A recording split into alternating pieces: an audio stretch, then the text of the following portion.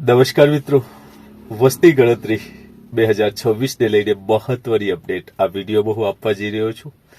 તો બન્યા રહેજો વિડીયોના લાસ્ટ સુધી. આપ જોઈ રહ્યા છો બનાસ ગુરુવાણી અને હું છું આપનો હોસ્ટ આલોક મિશ્રા. મિત્રો, આપ સૌ જાણી રહ્યા છો કે ગવર્મેન્ટ દ્વારા અત્યારે જે વસ્તી ગણતરીને લઈને મહત્વની પ્રક્રિયા ચાલી રહી છે.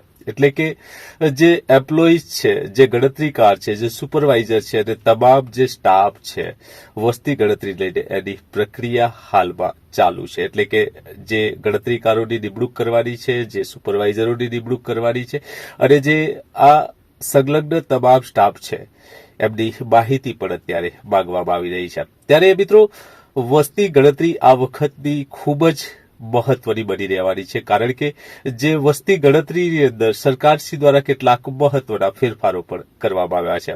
ત્યારે આવો જાણીએ આ વિડીયોની અંદર કે શું છે મહત્વના ફેરફારો અને કેટલું માનદ વેતન આ વસ્તી ગણતરી કરનારને મળવાનું છે. તો આપ જોઈ રહ્યા છો બનાસ ગુરુવાણીને. હજી સુધી જો બનાસ ગુરુવાણી સાથે નથી જોડાયા તો સૌને વિનંતી છે કે ચેનલને સબસ્ક્રાઇબ કરી લેજો અને વિડીયો ગમે તો ચોક્કસથી આપણા મિત્રોને શેર કરવાનું ભૂલતા નહીં. તો સૌપ્રથમ મહત્વની વાત છે કે જે વસ્તી ગણતરી છે એમાં ગણતરીકારને 700 થી 800 ઘરોની ગણતરી કરવાની રહેશે.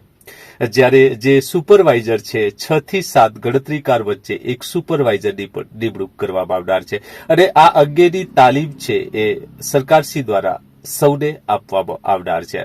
મિત્રો, વાત કરીએ કે જે મહત્વના 3 મુદ્દાઓ છે, એટલે કે જે હાઉસ સર્વેની જે કામગીરી છે એ કરવાની રહે છે. એનપીઆર જે નેશનલ પોપ્યુલેશન રજિસ્ટર છે એ પણ બનાવવાની કામગીરી કરવાની રહે છે અને જે વસ્તી ગણતરીનું એબ્યુરેશન ફોર્મ છે એ પણ આપની ભરવાનું રહેશે. મિત્રો, વસ્તી ગણતરી આ વખતની ડિજિટલ હશે એવું કહેવાય રહ્યું છે. એટલે કે જે એપ દ્વારા આપ મોબાઈલની અંદર અથવા તો પોર્ટલ ઉપર જઈને આ વસ્તી ગણતરી કરી શકો છો. અને જે મિત્રો માનદ વેતન છે એ માનદ વેતનને લઈને પણ મહત્વની અપડેટ આવી છે.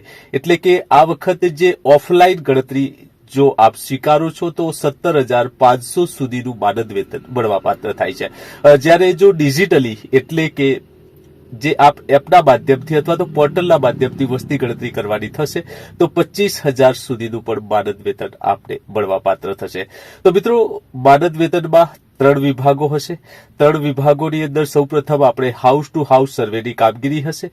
સેકન્ડમાં નેશનલ જે પોપ્યુલેશન રજિસ્ટર એનપીઆર પણ આપણે બનાવવાનું રહેશે, એની પણ કામગીરી હશે અને જે પોપ્યુલેશન એબ્યુરેશન ફોર્મ છે એ પણ ભરવાની કામગીરી હશે. તો આ 3 પ્રકારની કામગીરી આ વસ્તી ગણતરીની અંદર થનાર છે. મિત્રો, મહત્વની વાત એ પણ છે કે વસ્તી ગણતરીમાં આ વખતે જાતિનું પણ કોલમ ઉમેરવામાં આવનાર છે. એટલે કે કદાચ સરકારશ્રી એવો પણ જે લોકો છે, જે પીપલ્સ છે આ સાથે જોડાતા હોય એમને પણ માહિતી ઓનલાઈન કરવાનું નવું ઓપ્શન આવી શકે છે. તો મિત્રો, કેટલીક મહત્વની વાતો સાથે સરકારશ્રી દ્વારા ખૂબ જ મહત્વનો જે રાષ્ટ્રીય પ્રોગ્રામ છે એ આવનાર એપ્રિલ મહિનાથી ચાલુ થવા જઈ રહ્યો છે. એટલે કે 2 ફેઝ છે મિત્રો.